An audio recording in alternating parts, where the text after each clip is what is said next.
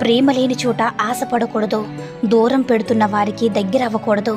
నిర్లక్ష్యం చేసే వారి కోసం ఎదురు చూడకూడదు. భారం అనుకునే వాళ్ళతో భావాలను పంచుకోకూడదు. మనది కానిది దేనిపైన ఆశ పెంచుకోకూడదు మిత్రమా. ఎవరైనా నీకు దూరమైతే బాధపడవద్దు. నీ జీవితం వాళ్ళతో ముడిపడలేదని అర్థం చేసుకో. నిన్ను వదిలి వెళ్ళిపోయారని వాళ్ళు చెడ్డవాళ్ళని అనుకోవద్దు. నీ కథలో వాళ్ల పాత్ర ముగిసిపోయిందంతే.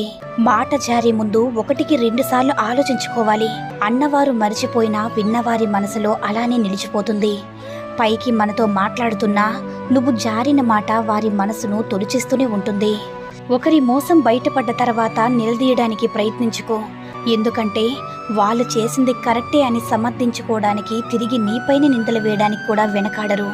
అర్థం చేసుకోలేని వారి దగ్గర వాదన అనవసరం. లోపాలు వెతికే వారి దగ్గర వివరణ అనవసరం. అర్హత లేని వారనే మాటలకు వాదన అనవసరం.